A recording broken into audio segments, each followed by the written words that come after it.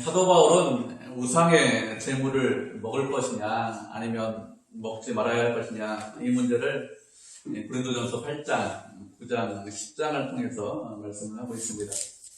8장 1절을 보니까 우상의 재물에 관해서는 우리가 다 지식을 가지고 있다, 알고 있다 이렇게 말씀하고 있습니다.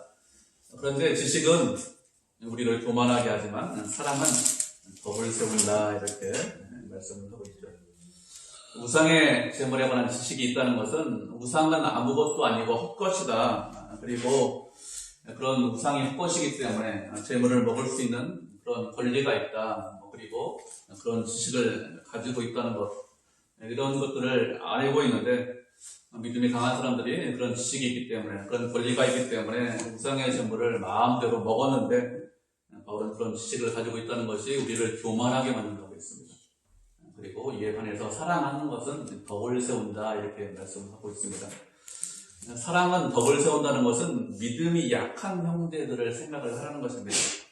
내 지식, 내가 알고 있는 것, 내 권리를 내세우기 전에 믿음이 약한 형제를 먼저 생각해라 이런 뜻이겠죠.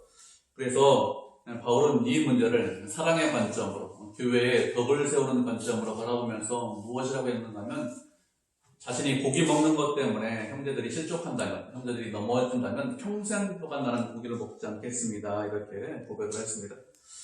바울이 이런 말을 하는 것은 형제를 사랑하고 교회의 덕을 세우기 위해서 이렇게 하는 것이죠. 우리의 믿음이 점점 좋아지면 좋아질수록 이런 식으로 형제를 사랑하고 교회의 덕을 세우는 관점으로 모든 문제를 바라보게 되어 있습니다. 이렇게 하는 것이 믿음이 자라고 성장하고 성숙하는 거예요. 이전에는 법대로 했어요. 이전에는 원칙대로 했습니다. 그것을 강조했습니다. 그런데 믿음이 자라고 성장하면 법대로 원칙대로 해야 됩니다. 이것을 강조하는 것이 아니라 포인트가 어디로 옮겨가는가 하면 어떻게 하면 사랑하느냐, 믿음이 약한 형제를 어떻게 하면 교회의 덕을 세울 수 있느냐, 이런 쪽으로 문제를 바라보고 접근하려고 합니다. 이렇게 하는 것이 믿음이 성장하고 성숙하는 것입니다.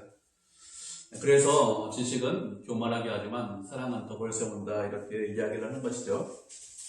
이렇게 우상과 우상의 재물에 관한 문제를 바라볼 때 사랑의 관점으로, 덕을 세우는 관점으로 사도 바울이 바라본다고 하고 있습니다. 그러면서 본문 14절을 보면 무엇이라고 했습니까? 내 사랑하는 자들아 우상 숭배하는 일을 피하라 이렇게 말씀하고 있죠. 고린도 교회 성도들에게 내 사랑하는 자들아 이렇게 말을 하고 있습니다. 이 고린도 교회는 여전히 문제가 많이 있는 그런 교회입니다. 그런데 바울은 어떻게 하고 있죠? 그런 성도들, 문제가 많이 있는데 믿음이 연약한데 그럼에도 불구하고 여전히 성도들을 사랑하고 있습니다. 그런 사랑하는 성도들에게 우상 숭배의 일을 피하라고 했습니다. 피하라는 것은 무슨 뜻이냐? 아주 급하고 신속하게 도망가라 이런 뜻입니다. 예를 들면 이런 것입니다. 전쟁터에 나갔는데 우리는 골짜기에 있고 적군은 산 위에 있습니다. 그럼 어떻게 될까요? 그러면 그 골짜기에서 끝까지 도망가야 됩니다. 예전 전쟁을 생각하면 그런 상황이면 위에서 화살을 쏘거나 돌멩이를 굴리거나 이러면 그냥 죽을 수밖에 없겠죠. 그런 상황이면 어떻게 합니까? 군인이 전쟁을 해서 싸워야 되는데 전쟁 한번 못 해보고 그냥 죽기 때문에 그런 상황이 되면 빨리 도망가는 것이 잘하는 것입니다. 그래서 피하라 이렇게 말씀을 하고 있습니다. 아주 그것도 급하고 신속하게 도망치라는 것입니다. 우리가 이 말씀을 이해할 때 13절 말씀과 연관해서 이해를 하셔야 됩니다. 13절 말씀을 보면 사람이 감당할 시험 밖에는 우리가 당한 것이 없다 이렇게 말씀을 하고 있습니다. 하나님께서 우리에게 시험을 허락하시는데 우리가 감당하지 못하는 그런 시험과 어려움을 허락하시느냐? 그렇지 않죠. 감당할 수 있는 것만 허락하십니다. 그리고 감당하지 못할 것 같으면 내 능력과 내 한계가 안 되면 그러면 피할 길을 주신다고 했습니다. 그렇기 때문에 우상 숭배하는 거 별거 아니야. 얼마든지 감당할 수 있고 그리고 감당하지 못할 것 같으면 피할 길을 주죠. 이렇게 하면서 우상 숭배하는 거 얼마든지 이길 수 있습니다. 이렇게 이야기를 해야 할 것 같아요. 그런데 그렇게 이야기하고 있지 않죠. 우상 숭배를 피해라 이렇게 말씀하고 있습니다. 그것도 아주 급하게 신속하게 그것을 피하라 이렇게 말씀하고 있지. 그렇지 않고 우상 숭배에 대해서 싸워라 그리고 맞서라 이렇게 말씀하고 있지 않습니다. 하나님의 뜻은 우상 숭배하는 것을 급하고 신속하게 피하는 것이 하나님의 뜻입니다. 왜 그러면 우상 숭배하는 것을 피하라고 말씀하셨을까요? 왜 그런가 하면 우상 숭배하는 일에 참여하면 그것은 멸망하는 길이기 때문에 그렇습니다. 이전에도 한번 말씀드렸습니다. 하나님께서 가장 싫어하시는 죄가 무엇이냐? 다른 신을 섬기는 것이죠. 그리고 우상을 숭배하는 죄를 가장 싫어하십니다. 그래서 10계명의 첫 번째 계명에서 무엇이라고 말씀하셨습니까? 나 이외에 다른 신을 섬기지 말라, 다른 신을 두지 말라 이렇게 말씀하셨고, 두 번째 계명에서는 우상을 숭배하지 말라 이렇게 말씀하셨습니다. 가장 싫어하시기 때문에 이렇게 말씀하시는 것이죠. 그래서 하나님께서 가장 미워하시고 가장 싫어하시는 범죄가 우상을 숭배하는 죄라는 것을 우리가 잊지 않으셔야 합니다. 이렇게 하나님께서 우상 숭배를 가장 싫어하시는데 사람들이 우상을 만들고 우상을 섬기고 숭배하는 이유가 무엇일까요? 왜 사람들이 그렇게 할까요? 왜 그런지 우리가 말씀을 한 구절 살펴보도록 하겠습니다. 로마서 1장 21절부터 23절입니다. 신약성경 239페이지입니다. 로마서 1장 21절부터 23절까지 신약성경 219페이지 로마서 1장 21절에서 23절 신약성경은 뒤쪽에 있습니다. 구약성경은 앞쪽에 있고 신약성경 제 성경은 239페이지네요. 사람이 좀 찾아주세요. 뒤쪽에 있습니다.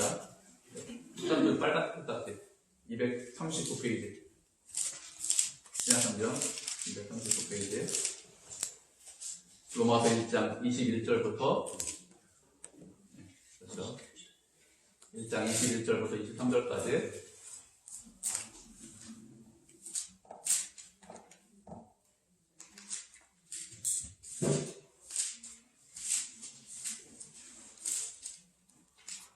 다 찾으셨죠? 우리가 세 절이니까 한 목소리로 같이 읽겠습니다. 로마서 1장 21절 시작. 하나님을 알되 하나님을 영원롭게도 아니하며 감사하지도 아니하고 오히려 그 생각이 허망하여지며 미련한 마음이 어두워졌나니 스스로 지혜 있다 하나 어리석게 되어 썩어지지 아니하는 하나님의 영광을 썩어질 사람과 새와 짐승과 기어다니는 동물 모양의 우상으로 바꾸었느니라. 아멘. 사도 바울은 말하기를 사람들이 하나님을 안다고 했습니다. 여기서 하나님을 안다는 것은 신에 대한 지식이 있다는 것입니다. 세상 모든 사람들이 신이 존재하고 있다는 것을 다 알고 있습니다. 모르는 사람이 있느냐? 그런 사람이 없어요. 하나님께서 말씀하셨기 때문에 다 알고 있습니다. 자연을 보면서, 하늘을 보면서, 하늘에 떠있는 해와 달과 별을 보면서, 인간의 이성을 보면서, 지식과 감정과 양심 이런 것들을 보면서 이 세상에 저절로 이렇게 된 거야, 사람은 진화한 거야, 자연적으로 된 거야 이렇게 생각하는 것이 아니라 누가 만들었다는 것을 분명히 알고 있습니다. 그것도 인간보다 훨씬 더 뛰어난 존재가 이 세상을 만들었고 나를 만들었다는 것을 부인할 수 없죠. 모르지 않습니다. 인간은 이미 다 신이 있다는 것을 다 알고 있습니다. 그렇게 신이 있다는 것을 알고 있으면 어떻게 해야 될까요? 그 신에게 영광을 돌리고 그 신에게 감사해야 됩니다.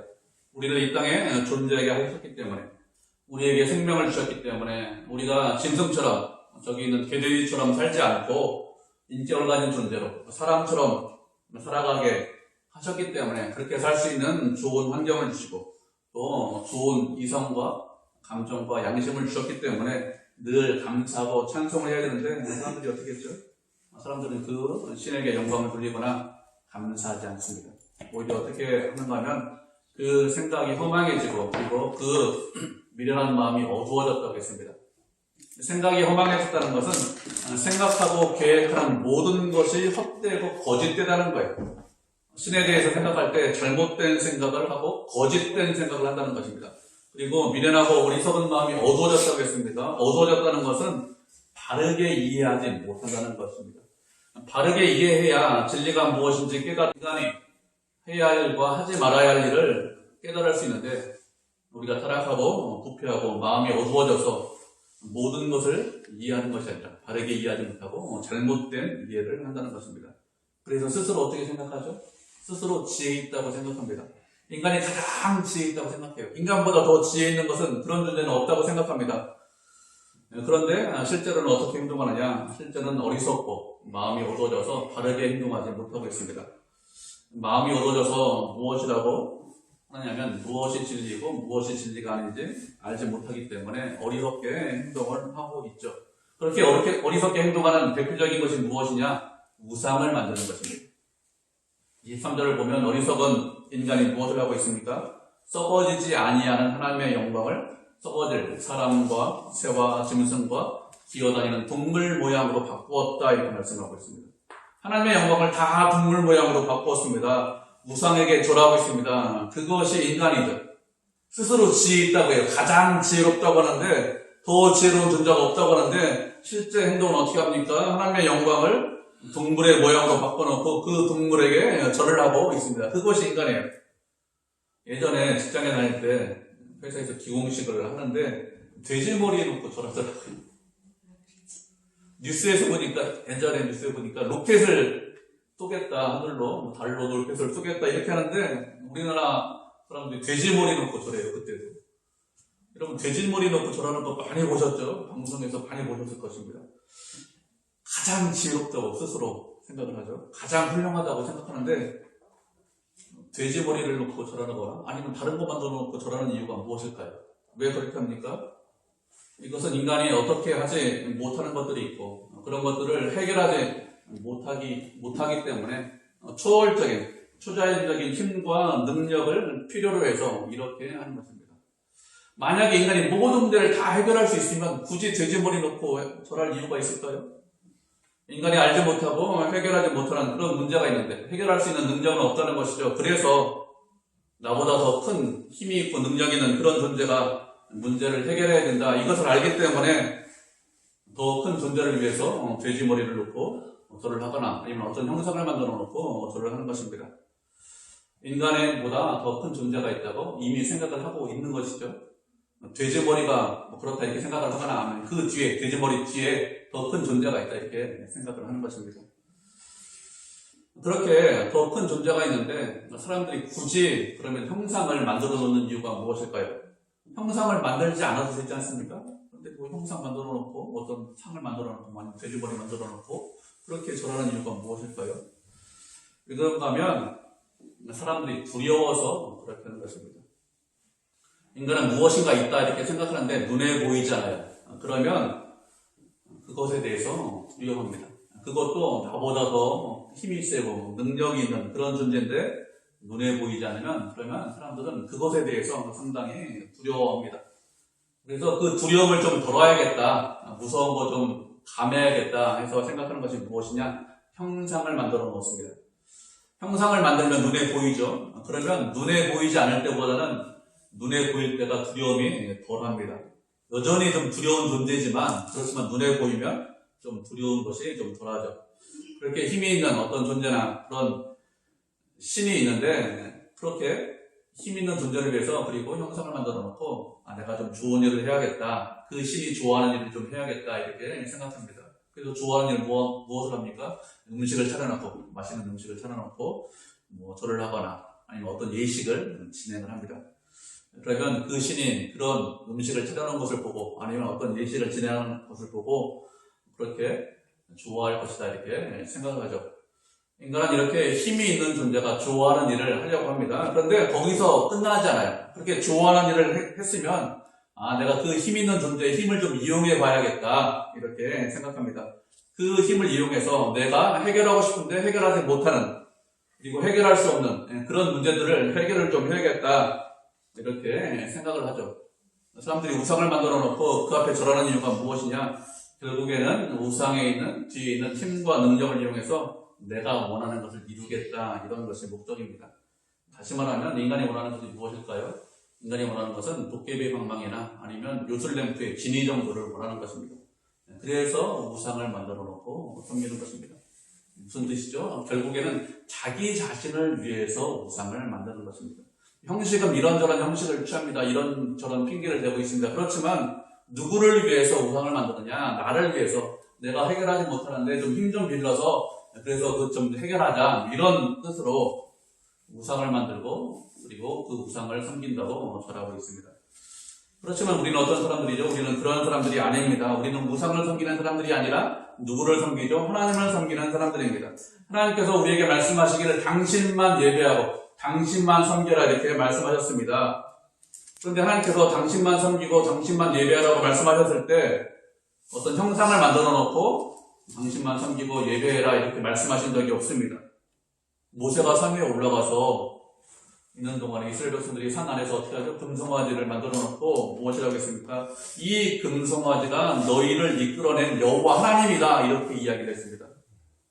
다른 신을 섬기기 위해서 이스라엘 백성들이 금송아지를 만든 것이 아닙니다. 하나님을 섬기겠다고 금송아지를 만든 거예요. 금송아지를 섬기려고 하는 것이 아니라 하나님을 섬기겠다고 눈에 보이는 형상으로 만들어 놓은 것 뿐입니다. 그런데 하나님께서 어떻게 하셨습니까? 그것에 대해서 진노하셨습니다. 그것에 대해서 악하다 이렇게 말씀하셨습니다. 그러면 다른 것을 섬기는 것도 아니고 하나님을 섬긴다고 하는데 하나님께서 형상 만드는 것을 기뻐하지 않고 형상 만드는 것을 싫어하시는 이유가 무엇일까요? 그것은 인간이 어떤 조각품을 만들어 놓고 어떤 형상을 만들어 놓고 그것을 하나님이라고 섬기면 하나님에 대해서 제한할 수 있기 때문에 그렇습니다. 어떤 조각품 안에 하나님이 계시다 이렇게 생각하는 것은 참 어리석은 생각이고 잘못된 생각이고 아주 저급한 생각입니다. 하나님에 대해서 잘못된 생각을 하고 있는 것입니다. 사무엘상 4장에 보면 이런 말씀이 있습니다. 엘리 제사장이 사사로 있던 시절에 이스라엘과 블레셋이 전쟁하는 것에 관해서 말씀을 하고 있습니다. 이스라엘과 블레셋이 전쟁했는데 1차 전쟁에서 이스라엘 백성들이 4,000명이나 죽어요. 고대시대에 4,000명 죽었으니까 엄청나게 많이 죽은 것이죠. 이렇게 전쟁에 패해서 4,000명이나 죽자 이스라엘의 장로들, 그러니까 지금의 장관들이 모여서 전쟁의 패인에 관해서 분석을 했는데 우리가 왜 전쟁에 패했을까? 왜 전쟁에 이기지 못했을까? 이것을 분석하면서 내린 결론이 무엇인가 하면 하나님과 함께하지 않았기 때문에 전쟁에 패했다 이렇게 결론을 내렸습니다. 하나님과 함께하면 전쟁에 이길 수 있어 이렇게 결론을 내렸습니다. 그래서 그렇게 결론을 내리고 한 일이 무엇인가 하면 하나님의 언약궤를 전쟁터에 가져오자고 합니다. 그렇게 하나님의 언약궤를 전쟁터에 가져와서 그 언약궤와 함께 싸우면 전쟁에 이길 수 있다고 생각을 한 것입니다. 하나님의 언약궤는 하나님의 임재의 상징입니다. 하나님께서 이스라엘 백성들과 함께 하시겠다 이렇게 약속하시면서 무엇이라고 말씀하셨는가 하면 언약궤를 그 약속의 징표로 언약궤를 만들어라 이렇게 하셨습니다. 그들은 약속의 징표대로 언약궤를 만들고 그것을 지성소 안에 보관했습니다. 그 지성소 안에는 대제사장이 1년에 딱 한 번밖에 못 들어갑니다. 한 번에 들어가서 백성들의 모든 죄를 다 용서받죠. 하나님께서 백성들과 그곳에서 언약궤 상파는 그 지성소 안에서 만나시겠다. 백성들의 죄를 용서해 주시겠다. 이렇게 말씀하셨습니다.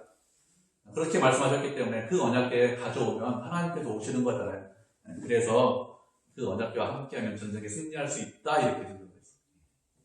언약궤가 진 안에 들어왔습니다. 이스라엘 백성들이 막 환호성을 내서 너무 좋으니까 이제 전쟁에 이겼다. 전쟁에 질 수가 없다. 하나님께서 함께 하시는데 하나님께서 오셨는데 여러분 전쟁에 지겠습니까? 안 지죠. 그렇게 해서 전쟁에 지면 하나님이 아니죠. 환호성을 질렀습니다. 전쟁을 했습니다. 어떻게 되었을까요? 전쟁에 이긴 것이 아니라 전쟁에 졌습니다. 얼마나 많이 죽었을까요? 1차 전쟁에서 4,000명 죽었는데 사무엘상 말씀해 보면 두 번째 전쟁에서 3만 명이나 죽었습니다. 10배나 가까이 죽었습니다.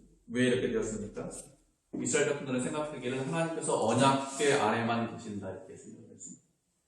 하나님께서 이스라엘 백성들에게 말씀하시기를 그 언약궤에서 만나시겠다. 그리고 죄를 용서해 주시겠다 이렇게 약속했지만 하나님은 그 언약궤 안에만 계신 분이 아닙니다. 우리가 수요일을 맞아 열왕기 말씀을 살펴보고 있는데 솔로몬이 성전을 완공하고 열왕기상 8장에 보면 이렇게 기도합니다.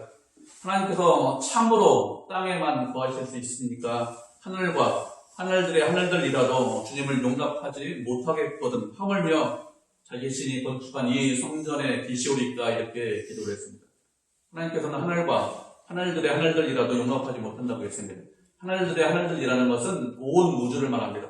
그런 온 우주도 하나님을 용납하지 못하는데 하나님께서 다 창조하셨는데 그런데 솔로몬이 지은 그 성전 안에 그 조그만 성전 안에 어떻게 그 안에만 하나님께서 계실 수 있습니까? 그렇게 생각하는 것은 어리석은 것입니다. 이런 식으로 기도를 했죠. 하나님은 온 우주만을도 용납하지 못하십니다. 못하는 그렇게 크신 분이고 그렇게 광대하신 분입니다. 그런데 어떤 상을 만들어 놓고 그 안에 하나님이 계시다 이렇게 생각하는 것은 우리가 어리석게 생각하는 거예요.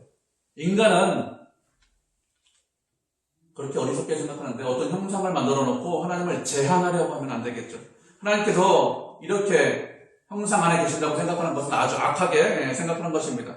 이스라엘 백성들이 금송아지를 만들어 놓고 그것이 하나님이다 이렇게 말씀하고 하나님을 섬긴다고 했는데 그것이 하나님께서 그것에 대해서 악하다 말씀하셨고 그것에 대해서 진노하셨습니다. 어리석은 생각하는 것이죠. 우리가 말씀하는 구절 살펴보도록 하겠습니다.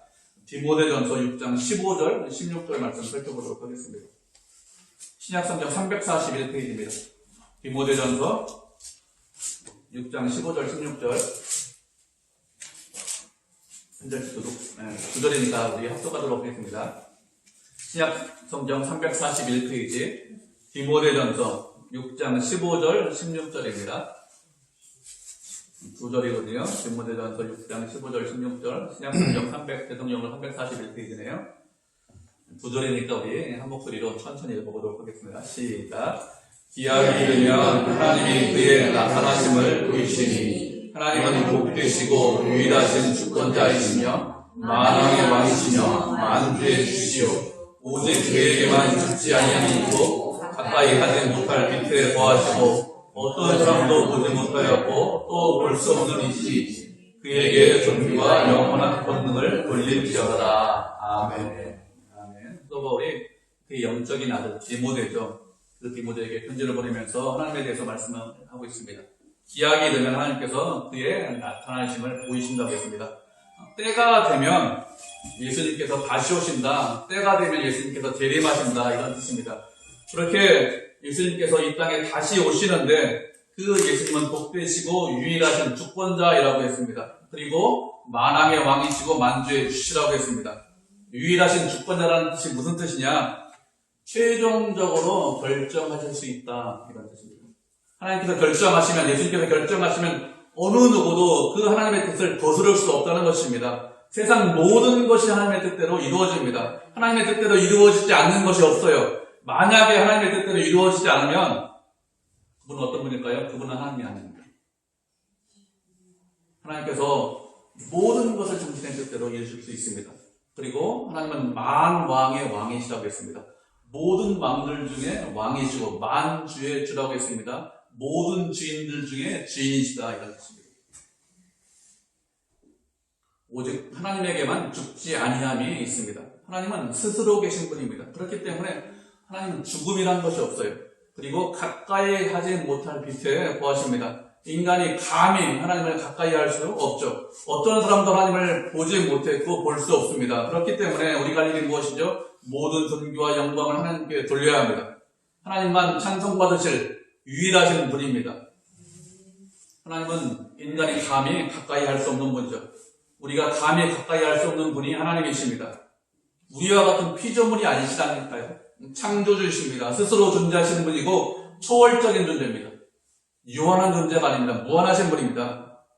이런 하나님에 대해서 형상을 만들어 놓고 그것에 절하고 그리고 그것을 접근하고 마음대로 만지겠다 이렇게 생각하는 것 자체가 잘못된 생각이죠. 그것이 아니라 하나님께서 우리를 찾아오셔야 합니다. 하나님께서 만나 주셔야 합니다. 하나님께서 은혜 베풀어 주셔야 합니다.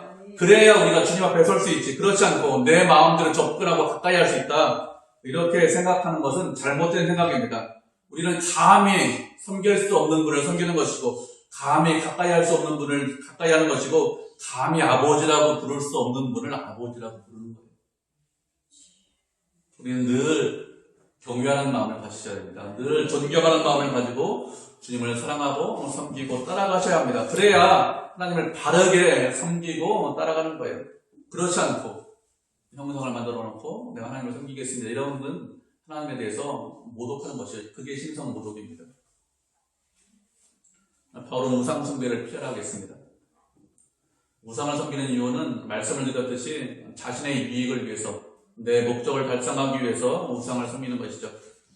그런데 우리는 그렇게 우상을 섬기는 자들이 아니라 하나님을 섬기고 하나님의 말씀에 순종하는 자들입니다.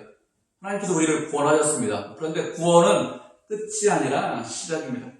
하나님께서 우리에게 원하시는 것은 구원받은 이후에 그냥 그 자리에 머물러 있는 것이 아니라 자라고 성장해서 하나님 보시기에 합당한 사람이 되기를 원하시는 것이 하나님의 뜻입니다. 주님을 닮은 거룩한 백성이 되고 주님의 신도가 되기를 원하십니다. 그런데 문제는 우리가 그렇게 하지 않으려고 한다는 거예요. 하나님께서 원하시는 사람이 되지 않으려고 한다는 것입니다. 하나님께서 원하시는 사람이 되려고 하는 것이 아니라 구원받았기 때문에 이제 천국에 가잖아. 그러니까 이제 좀 세상에서 즐기면서 내 마음대로 내 욕심대로 살려고 한다는 것이죠. 내 마음대로 내 욕심대로 살려고 한다면 그것은 우상을 숭배하는 것이나 사실은 다름이 없죠. 우리 중에는 눈에 보이는 우상을 만들어 놓고 그것에 자라나는 사람이 있습니까? 그런 사람 아무도 없죠. 그런 사람은 없어요. 그런 우상 숭배는 하지 않습니다. 그렇지만 하나님 백성답게 살기를 원하지 않고 하나님 말씀에 순종하지 않는다면, 내 마음대로 살기를 원한다면 그것은 우상 숭배하는 것이나 사실은 다름이 없어요. 우리는 말씀대로 살지 못하는 이런저런 핑계를 댈 수 있습니다. 목사님, 사회생활 한번 해보세요. 세상 사는 거 얼마나 어려운지 아십니까? 세상 사는 거 그렇게 만만하지 않죠. 녹록하지 않아요. 목사님 한번 세상에서 한번 살아보세요. 얼마든지 이렇게 말씀하실 수 있습니다. 세상에서 말씀대로 사는 거 쉽지 않습니다. 하나님께서 쉽다 이렇게 말씀하신 적이 없습니다. 고난이 있고 어려움이 있다고 분명히 말씀하셨습니다. 그래서 어렵기 때문에, 힘들기 때문에 말씀대로 살지 않고 순종하지 않는다면 그것은 하나님을 멀리하는 것이고 하나님을 기뻐하지 않는 것입니다. 어렵고 힘들지만 말씀에 순종하시고 하나님을 가까이 하셔야 합니다. 누구나 다 말씀대로 살고 싶어 하지 않아요. 누구나 다 내 원대로 살고 싶어 합니다.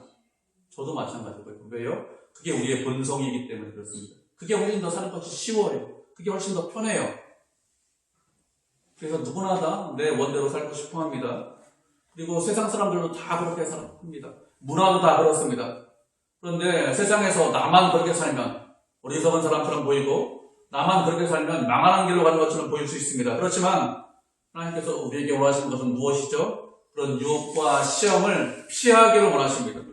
그냥 피하는 것이 아니라 급하게 빨리 피하라고 말씀하셨습니다. 그래야, 급하게 빨리 피해야 하나님께서 원하시는 사람이 될 수 있습니다. 그렇지 않고 태도를 불분명하게 하고 그냥 그 자리에 머물러 있고 뭉개고 있으면, 그러면 하나님 보시기에 합당한 사람이 아니죠. 급하게 피하셔야 합니다. 그래야 하나님께서 원하시는 사람이 되는 거예요. 우리가 말씀을 한 구절 보도록 하겠습니다. 에베소서 5장 8절부터 14절까지 말씀 보도록 하겠습니다. 에베소서 5장 8절부터 14절까지.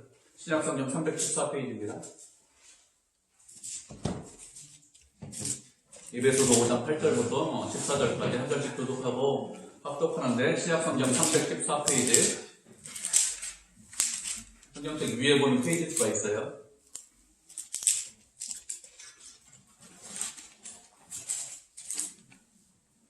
신약성경 314페이지 에베소서 5장 8절부터 14절까지 한 절씩 교독하고 마지막 절 14절 합독하도록 하겠습니다. 5장 8절 제가 먼저 읽도록 하겠습니다. 너희가 전에는 어둠이더니 이제는 주 안에서 빛이라. 빛의 자녀들처럼 행하라.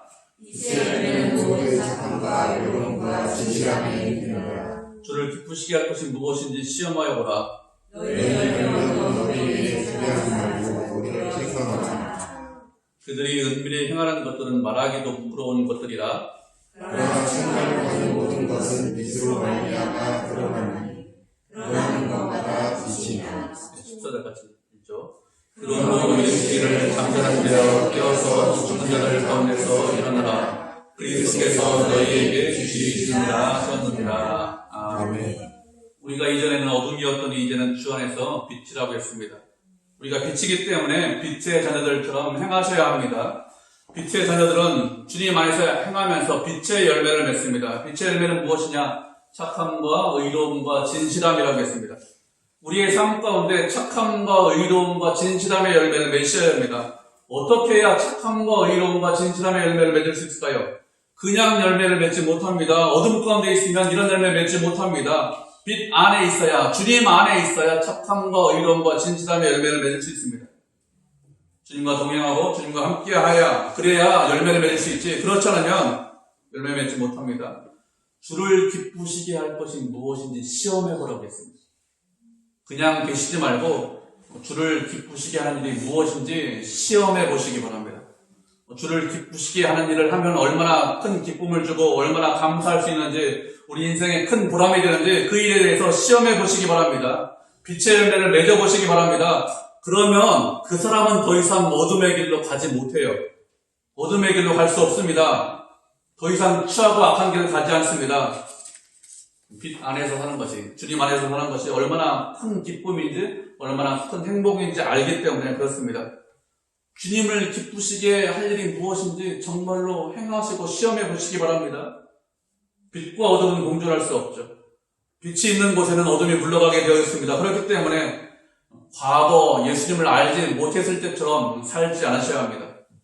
예수님을 알지 못하는 사람들은 어떻게 살죠?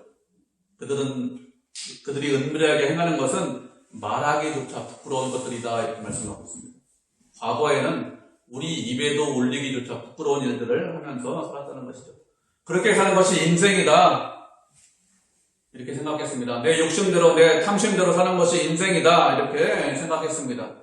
그런데 그것이 인생이 아닙니다. 잘못된 생각입니다. 그런 모든 것들은 어둠 가운데서 행하는 것이죠.